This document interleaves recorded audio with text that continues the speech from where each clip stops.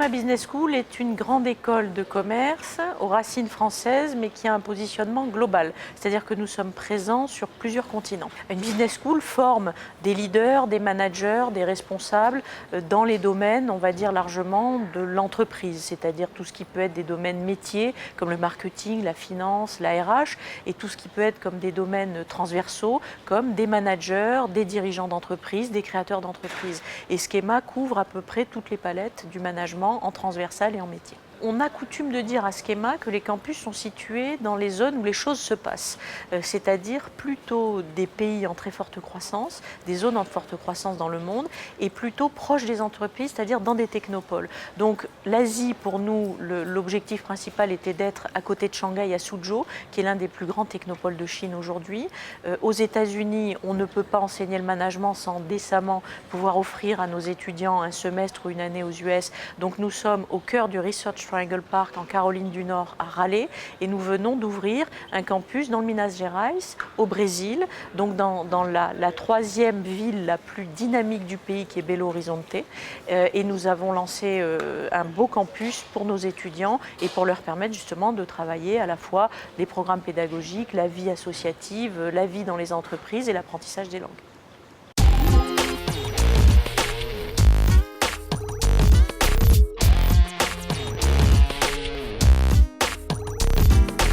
Le campus de Lille a une situation absolument incroyable, c'est que nous sommes en hypercentre, exactement au cœur de la cité. Les étudiants peuvent s'y loger, se nourrir, sortir, avoir accès à des entreprises de façon extrêmement rapide. Donc c'est une situation de campus à la ville qui est particulièrement intéressante et pour eux et pour nous. Sur le site de Lille, nous avons à peu près 2000 étudiants sur les 7500 que compte le groupe aujourd'hui. Et par ailleurs, nous avons une palette de programmes du bachelor au doctorat qui permet de couvrir, on va dire, tous les niveaux du management nécessaires pour les entreprises. Lille est une cité extraordinaire pour étudier. Les jeunes l'adorent. Il y a une dynamique autour de l'apprentissage qui est exceptionnelle. Et effectivement, d'étudier dans ce contexte avec la possibilité d'aller à l'international quand on le souhaite, on ne peut pas rêver mieux pour un étudiant. On est ce qu'on appelle une école full service en anglais. Donc l'école full service propose des programmes pour des étudiants qui sortent du bac jusqu'à ceux qui souhaitent faire un doctorat.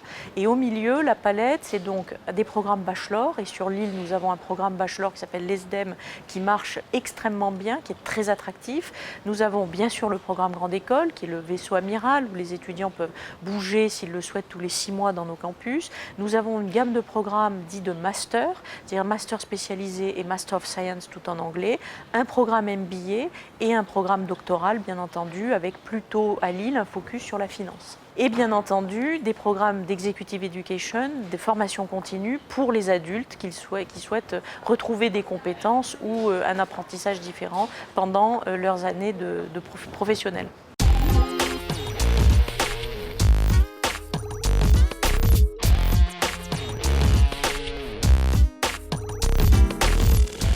Le programme Grande École, c'est un programme de management en 3 ans. Donc nous avons des étudiants qui arrivent en première année, soit par le concours prépa, soit par AST. Donc nous avons des étudiants qui arrivent des universités. Nous avons aussi une arrivée en deuxième année. Première année, on aborde les fondamentaux de management pour qu'ils aient une vision globale de qu'est-ce que c'est d'être un manager aujourd'hui et surtout un manager de l'avenir, un Global Knowledge Economy Talent. En deuxième année, on va consolider ses connaissances et en dernière année, après une année de césure, il peut gagner une expérience professionnelle s'il souhaite. Il peut spécialiser dans une certaine discipline, que ce soit marketing, finance ou dans les grands domaines de business. En première année, tout le monde va partir sur un campus français, que ce soit ici à Lille, que ce soit à Paris ou à Sophie-Antipolis dans le sud. Mais dans le courant de cette année, on va revenir vers eux pour les permettre de personnaliser le parcours pour l'année qui arrive et de gagner une expérience internationale ou professionnelle. Ça veut dire qu'ils ont la possibilité de partir dans le cadre d'un partenaire d'échange, dans une université partenariat autour du monde. Ils ont aussi la possibilité de partir étudier sur nos campus Schema à l'international, c'est-à-dire Suzhou en Chine, Raleigh aux États-Unis et Belo Horizonte au Brésil. Ils ont aussi la possibilité de faire des stages et des missions professionnalisantes à l'international.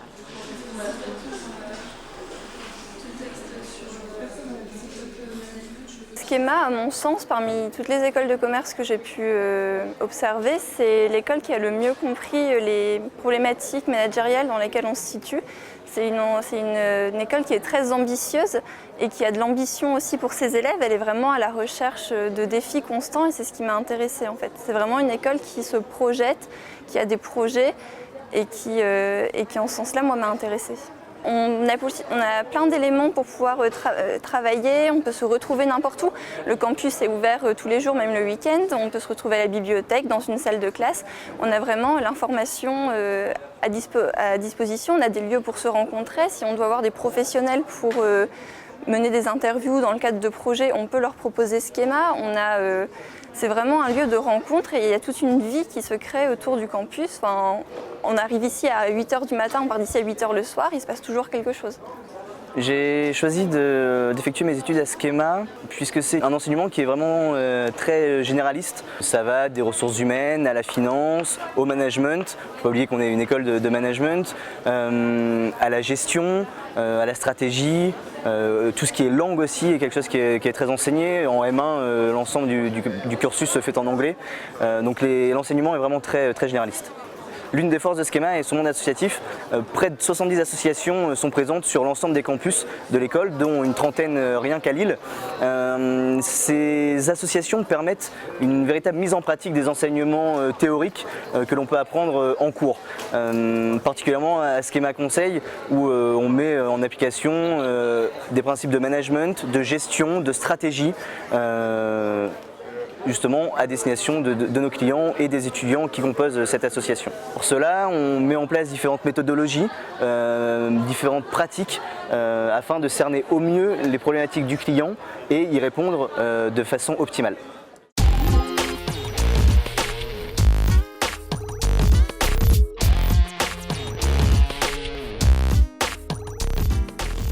Alors il faut comprendre en fait, comme je vous l'ai expliqué déjà ce matin, que la technologie n'a de sens que si elle est appropriée par les utilisateurs. Donc nous, en tant que chercheurs en stratégie et en marketing, on va travailler beaucoup plus sur les usages liés et les pratiques liées à cette technologie que sur la technologie en tant que telle. La recherche en sciences de gestion, c'est une recherche qui se fait exactement selon les mêmes critères scientifiques que de la recherche classique. Simplement, on va s'intéresser effectivement à différents champs, différentes disciplines qui caractérisent l'entreprise. Moi, par exemple, je fais de la recherche en marketing sur différentes thématiques en lien avec les entreprises. J'ai, il y a quelques années, travaillé sur la relation mère-fille et notamment l'échange de vêtements entre mère et fille. Ça a aidé des entreprises textiles françaises à adapter des collections par anticipation et compréhension de ces comportements. Et c'est intéressant, comme là aujourd'hui je suis en cours et je les sensibilise justement aux nouvelles tendances de comportement de consommation et aux incidences que ces nouvelles tendances vont avoir sur leur métier futur. Donc pour qu'il y ait une cohérence entre effectivement la façon dont les dirigeants d'entreprise perçoivent aujourd'hui ces comportements de consommation et l'adéquation qu'on va essayer de mettre dans nos cours pour qu'il y ait une entente entre ces différents acteurs. Beaucoup de personnes confondent la consommation collaborative et la co-création de valeur et le crowdsourcing. L'idée vraiment pour les entreprises, c'est ce qui serait extrêmement dangereux, c'est de les emmener sur des épiphénomènes. Nous, notre rôle, c'est de montrer, de prouver scientifiquement que les tendances sont des tendances de fond. On a compris que le consommateur voulait être acteur de sa consommation parce que c'est quelque chose sur lequel nous on travaille depuis une dizaine d'années. On sait qu'aujourd'hui c'est quelque chose qui a été scientifiquement prouvé. Le consommateur est acteur à part entière de sa consommation. Les entreprises ont deux grands types d'activités. Elles font plein de choses, mais elles ont deux grands types d'activités. Des activités qui se répètent tous les jours. On facture, on vend, on transporte des produits auprès du client. Ces activités, c'est celles qui permettent de faire vivre l'entreprise et de lui permettre de gagner de l'argent et de payer ses salariés. Mais l'entreprise, elle ne peut pas survivre très longtemps si elle garde ses activités du quotidien. Elle a besoin d'innover, de se rénover, de s'adapter aux évolutions de marché. Et pour ce faire, on lance des projets. Un projet, c'est partir d'une idée, la transformer en une réalité et du coup être capable de faire quelque chose de nouveau au sein de l'entreprise. Donc les expertises en management de projet visent principalement à mieux comprendre comment bien prendre en charge ces nouvelles idées, les transformer, les rendre réelles dans l'entreprise et les rendre efficaces. Donc on leur enseigne des aspects théoriques pour leur permettre de comprendre comment fonctionne un projet d'un point de vue théorique, mais on ne peut pas faire autrement que de les confronter à la réalité. Donc on les fait travailler sur des études de cas réels, on les met au contact de projets et on en trouve très facilement des projets sur lesquels ils peuvent s'exprimer et du coup décoder les fonctionnements, les mécanismes et développer des capacités à les piloter.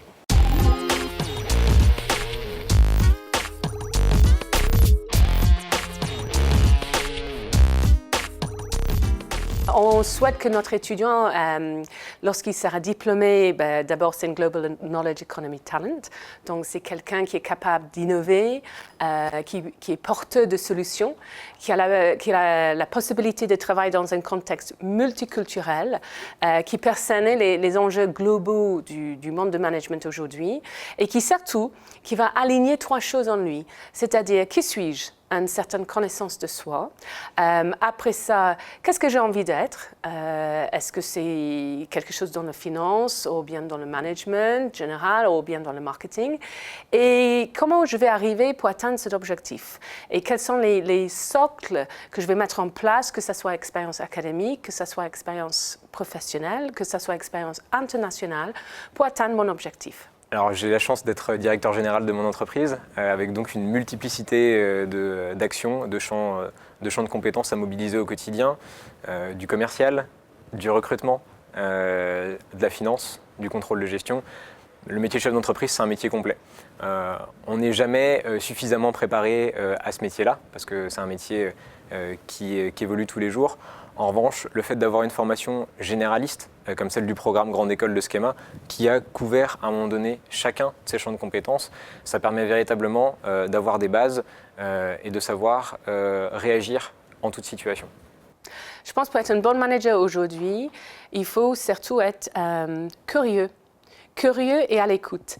Curieux dans le sens qu'est-ce qui se passe et pourquoi, quelle est la valeur ajoutée que je peux apporter, et à l'écoute à la fois du marché, des changements et à l'écoute des personnes. Il ne faut jamais oublier que derrière un poste et derrière un titre, il existe un être humain et il faut être toujours respectueux de tout cela.